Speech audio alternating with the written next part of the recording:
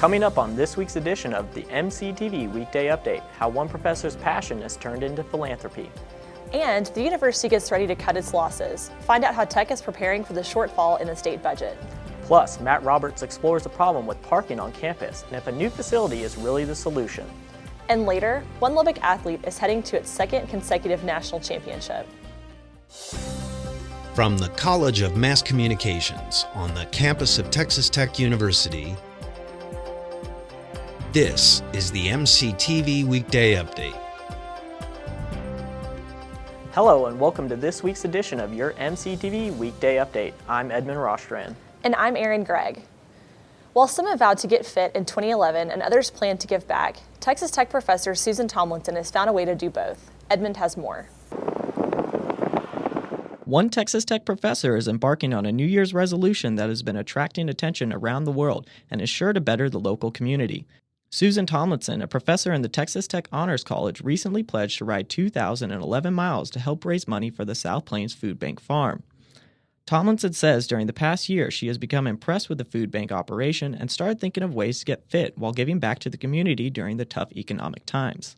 1 in 6 people in the United States is food insecure, and by being food insecure, that means that somebody who skips a meal just because they can't afford it, or they're having to make a choice between food and paying their electric bill. Tomlinson is posting her adventure on her blog and encourages others to pledge a penny a mile, all of which will be donated to the food bank farm.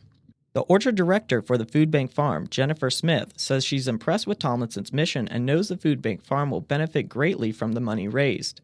A conservative estimate has the funds raised at more than $6,500. Dr. Tomlinson and I have talked about goals. Will we be able to raise $10,000? Mm-hmm. It's January. I have high hopes. She's doing this all year, So it would just be, I feel like I have a fairy godmother, kind of. Mm-hmm. Tomlinson is attaining miles each day by commuting to class and running errands on her bike. On the weekend, she follows the 20-mile Canyon Lakes bike loop on her specialized racing bike, keeping track of her miles with an onboard computer. So far, Tomlinson has logged over 260 miles, but says her goal for the food bank donations has already been met. Those interested in following Tomlinson's progress can visit her blog at www.thebikegarden.com. Reporting for MCTV, I'm Edmund Rostran. As Tech aims to boost enrollment numbers, it is also preparing to serve more students on a tighter dime. Here's Michael Sullivan with the details. As the spring semester begins at Texas Tech, icy roads, inclement weather, and canceled classes aren't the only thing on the administration's mind. The state of Texas is facing a $27 billion budget shortfall, and Tech is expected to make major cuts across the board. Grace Hernandez and Richard Meek are both members of Tech's budget working group, and Hernandez said that Tech has been getting ready for the cuts for over a year. Probably we may know before August what the budget cuts may look like.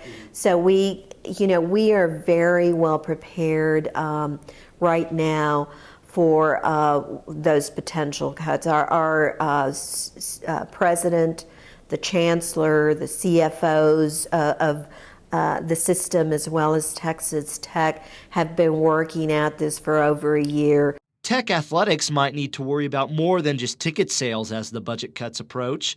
According to Texas Tech Deputy Athletic Director Bobby Gleason, the athletic department has already voluntarily cut $2.5 million off their budget. And Richard Meek, who serves as the head of Faculty Senate here at Texas Tech, said these budget cuts are one of a kind.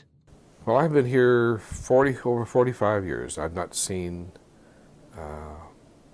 anything as severe. To my recollection, I've not seen anything as severe as what we're going through at the moment.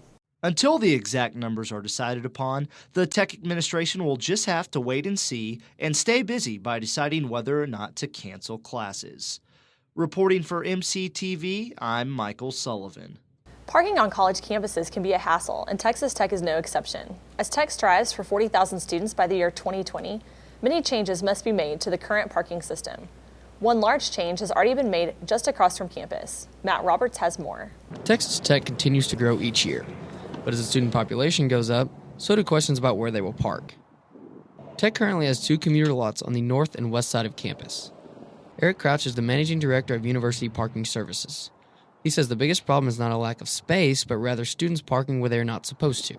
I would say the most common problem is folks who are parking where they're not supposed to because they're running late.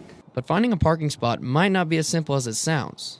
According to Eric Crouch at University Parking Services, Commuter North is one of the busiest and most popular lots on Texas Tech's campus. So we came here today to try and find our own parking spot. Our team searched for a spot up and down the rows of Commuter North with very little success. After some serious searching, we finally found our spot. Unfortunately, it's all the way at the back.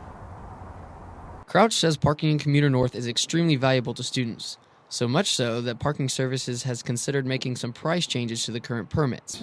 I think everybody agrees Commuter North is more valuable. So do we change that to a different pricing structure from Commuter West? With parking on the north end of campus in such high demand, the Texas Tech Alumni Association has helped bring what could be a little relief to the north side headaches. The best part is, it is just a short footbridge across from Commuter North.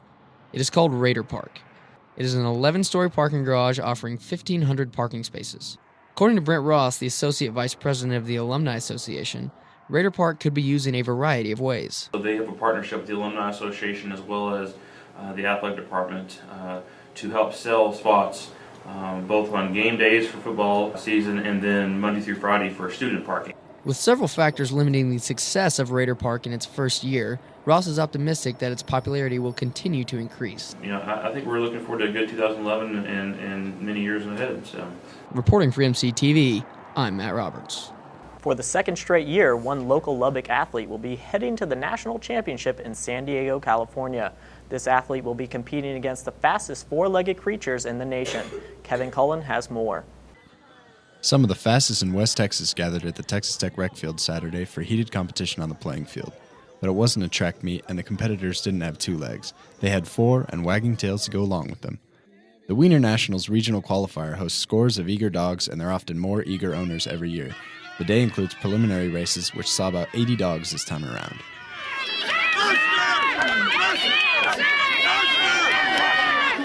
I mean, Lubbock's always got a good contender. I mean, last year the contender came in second or third, and yeah, I mean, they've always got good dogs here, you know. Dogs aren't the only competitors in the races, though. The owners or handlers stand at the end of the track and try to coax their dogs toward the finish line. With her, it's all about her enticing, her toy.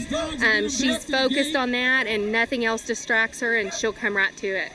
But just as in most sports, there only can be one winner.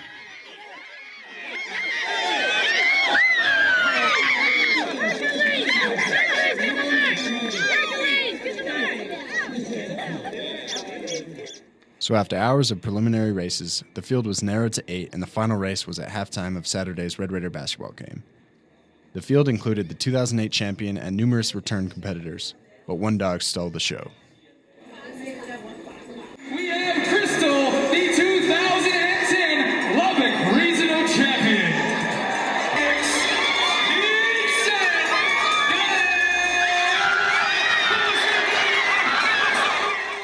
Crystal won for the second straight year and once again will head to San Diego for nationals. I think she just loves to come toward me, and I do have one of her favorite little toys, but it's more like me. She doesn't like to be separated from me. As for Crystal, being a repeat Lubbock champion has its own perks. Oh, we'll probably take her shopping and then go pick out something new.